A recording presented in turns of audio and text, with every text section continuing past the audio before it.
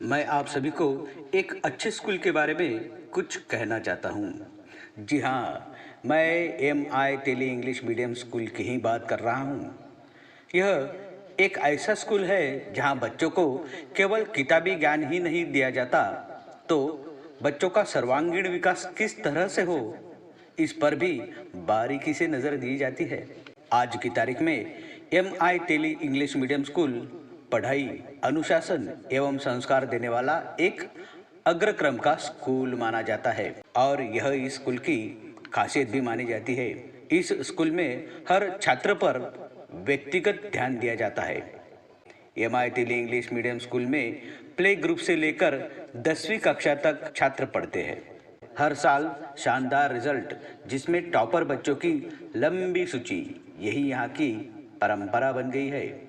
तो आज ही संपर्क करें MI. Tele English medium school, Khadka road, Bhusawal और MI. Tele English medium school, Ayan colony, Bhusawal.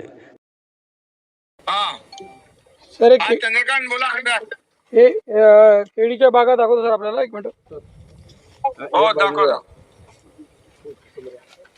Sir. ही केळीच्या बागा आहे, पूर्णचा पूर्ण झोपण्याचा एक मिनिट सर. कलेक्टर साहेबांची आता बोललो मी. जी ते ऍग्रिकल्चर इन्शुरन्स कंपनी आहे ना AIC, हो जी, AIC आणि ते जी AIC कंपनीचा इन्शुरन्स आहे. जी सर. आणि त्याच्यामध्ये हे झालंय की त्याच्यात कंपनी मला सांगितलं मी आपल्या कलेक्टर की ते कंपनीचं जे काय म्हणणं आहे ते हे करून चुकीच्या पद्धतीने काय करू नका. शेतकऱ्यांना जास्तीत जास्त नुकसान भरपाई मिळाली पाहिजे. ते 1 हेक्टर काय 2 हेक्टर करत होते, जी तर तसं चालणार नाही. सर. एक मिनिट फक्त बोलू का? आणि हॅलो हा सर, विषय असा आहे, ॲग्रिकल्चर इन्शुरन्स कंपनीने 2 दिवसापूर्वी काही शेतकऱ्यांना मेल टाकला की तुमचा ओव्हर इन्शुरन्स झालेला आहे. हे 4 हेक्टरपर्यंत इन्शुरन्स त्यांचा घेतला जातो, पण कधी कधी 4 हेक्टर घेतल्यानंतर ते सांगितलं तुमचं 30,000 लागवडीखाली आहे. आता आमच्याकडे 3 दिवसांपासून सलग नुकसान होते केळीचं. तर त्या क्षेत्रात गेल्यावर मी तहसीलदार, तालुका कृषी अधिकारी, जिल्हा कृषी अधिकारी इथे आहे, तर त्याचं क्षेत्र 100% केलेलं आहे आता. म्हणजे 29,000, 30,000, 50,000 असं खोड पडलेला आहे.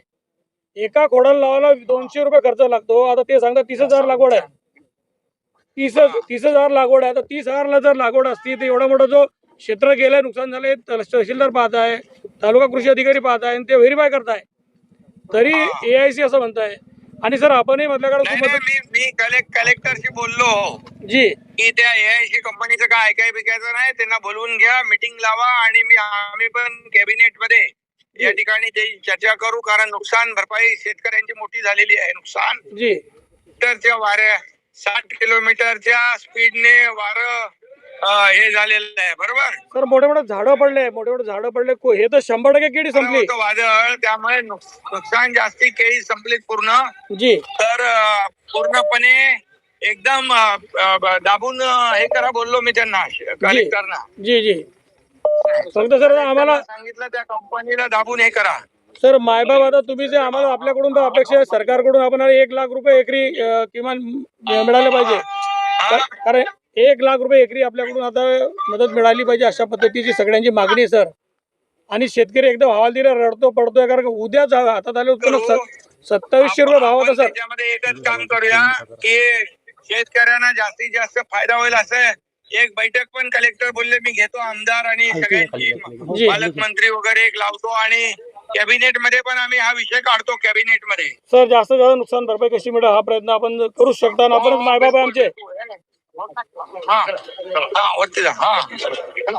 तर ते हे करू आपण. जास्तीत जास्त नुकसान भरपाई शेतकऱ्यांना मिळाली पाहिजे, अशा आपण त्याचा सगळं लावून टाकू. कलेक्टरशी माझं सविस्तर बोलणं झालंय कलेक्टरचं.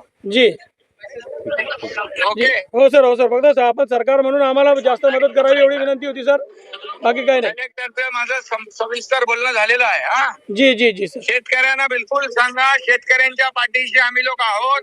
जी शेतकऱ्यांना याच्यामध्ये जे झालेलं नुकसान आहे त्याच्यामध्ये सगळी नुकसान भरपाई मिळेल त्यांना, काही चिंता करू नका म्हणायचं. शेतकऱ्यांना वाऱ्यावर आम्ही सोडणार नाही.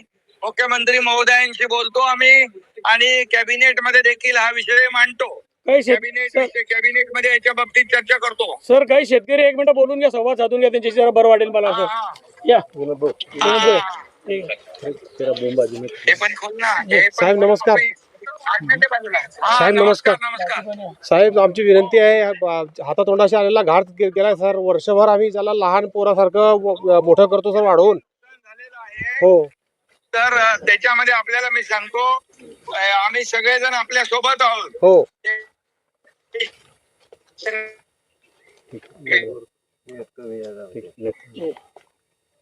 सर हो सर. हा, तर ते शेतकऱ्या आम्ही सगळे आपल्या बरोबर ओके. मुख्यमंत्री महोदयांची बाबू. कॅबिनेट मध्ये पण उद्या चर्चा करू आपण. माझं कलेक्टरशी बोलणं सांगा झालंय. दादा. कलेक्टरला सगळ्या सूचना दिलेल्या आहेत. कलेक्टरला बोला तुम्ही. शेतकरी नमस्कार साहेब, आम्ही आंदोलन बोलत आहे केळी संदर्भात. हे आता विनोद भाऊ बोलले, भाऊ बोलले, चंद्रकांत भाऊ सर्व माहिती त्यांनी तुम्हाला दिली आहे. तर शेतकऱ्यांचं बिलकुल अतोनात नुकसान झालेलं आहे. बघितलं मी, बघितलं हा. व्हिडिओमध्ये बघितलं. हो, तर याची शेतकऱ्यांना भरपाई कशी मिळेल इथे तुमच्या कॅबिनेट मंत्रिमंडळाच्या बैठकीत तुम्ही ठरवा ते. मंत्रिमंडळाच्या बैठकीमध्ये आम्ही बोलतो, मुख्यमंत्री महोदयांशी बोलतो, सगळ्यांशी बोलतो आणि तुम्हाला जास्तीत जास्त नुकसान भरपाई कशी मिळेल यासाठी आम्ही हे करू.